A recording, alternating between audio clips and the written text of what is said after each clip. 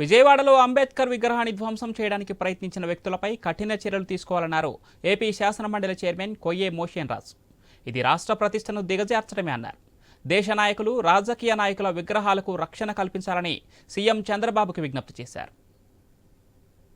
విజయవాడలో నిర్మించినటువంటి సామాజిక చిహ్నంగా దళితులు సమాజం భావిస్తున్నటువంటి డాక్టర్ బాబాసాహెబ్ అంబేద్కర్ యొక్క విగ్రహ సముదాయంలోకి కొంతమంది వ్యక్తులు ప్రవేశించి ఆ విగ్రహ ధ్వంసానికి ప్రయత్నం చేసేటువంటి క్రమంలో అక్కడ ఉన్నటువంటి కొన్ని శిలాఫలకాలని తొలగించటం, ఆ యొక్క స్మృతివనంలో ఉన్నటువంటి కొన్ని వస్తువుల్ని పాడు చేయటం అనేది చాలా బాధాకరం.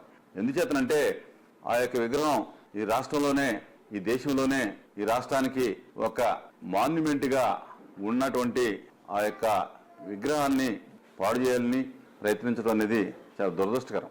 దీన్ని నేను తీవ్రంగా